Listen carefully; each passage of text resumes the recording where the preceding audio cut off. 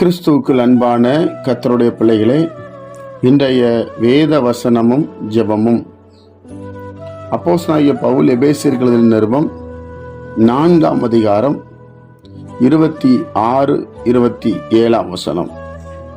நீங்கள் கோபம் கொண்டாலும் பாவம் செய்யாதிருங்கள்.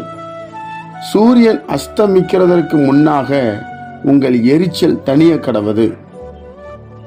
பிசாசுக்கு இடம் கொடாமலும் இருங்கள். என் அன்பு கர்த்தருடைய பிள்ளைகளே, இன்றைக்கு ஆவியானவர் நமக்கு ஒரு ஆலோசனை கொடுத்து நம்மை வழிநடத்த உண்மையுள்ளவராக இருக்கிறார். நீங்க கோபம் கொண்டாலும் பாவம் செஞ்சிடாதீங்க. சூரியன் அஸ்தமிக்கிறதற்கு முன்னாக உங்கள் எரிச்சல் தணிய கடவது. என் அன்பு கர்த்தருடைய பிள்ளைகளே, அப்போ மனசுல நம்ம நினைக்கணும், இன்னைக்கு ஒரு கோவப்படுகிறோம் குடும்பத்தின் மூலமா, வேலையின் மூலமா. ஆனா ஈவினிங்குள்ள அந்த எரிச்சல் எல்லாவற்றையும் நாம் மறந்து விட வேண்டும். புது மனிதனாய் மாற வேண்டும் என்று பைபிள் சொல்லுகிறது. அந்த எரிச்சல் தனிய கடவுது. இல்லைன்னா பிசாசுக்கு இடம் கொடுத்துருவோம். ஒரு நாள் ஆகும், 2 நாள் ஆகும், அப்புறம் வருஷம் கணக்கில் பேசாம இருந்துருவோம். ஒரு வருஷம் கணக்கில் பேசாதவங்க எல்லாம் இருக்கிறாங்க.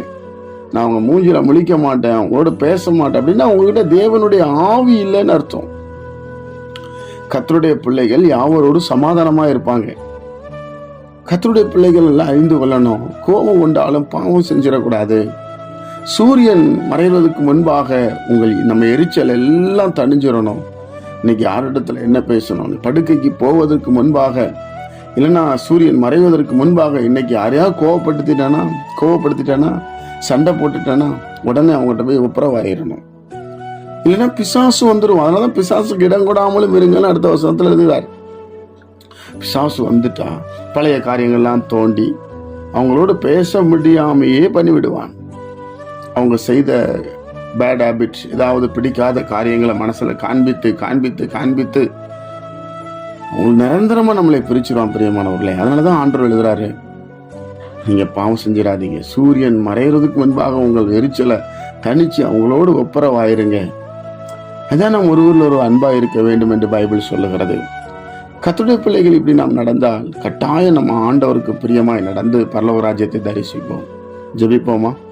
பரிசுத்த பிதாவே, உம்முடைய குமாரன் இயேசு கிறிஸ்துவின் நாமத்தில் நாங்கள் வருகிறோம். ஒருவராய் பெரிய அதிசயங்களை செய்கிறவர், சர்வ சிருஷ்டிக்கு எஜமான, சிங்காசனத்தை வீற்றிருக்கிறவர், சேனைகளின் கர்த்தரப்பா. நீர் நன்மையான காரியங்களை செய்கிற தேவன். இன்றைக்கு உங்களுடைய பிள்ளைகளாய் எங்களுக்கு வேண்டிய சமாதானத்தை, சந்தோஷத்தை கொடுத்து நடத்தும். இந்த நாளை எங்களுக்கு ஆசீர்வதித்து தாரும். கேட்கிற ஒவ்வொரு பிள்ளைகளையும் ஆசீர்வதியும். இயேசு கிறிஸ்துவின் மூலம் ஜெபிக்கிற நல்ல பிதாவே, ஆமென்.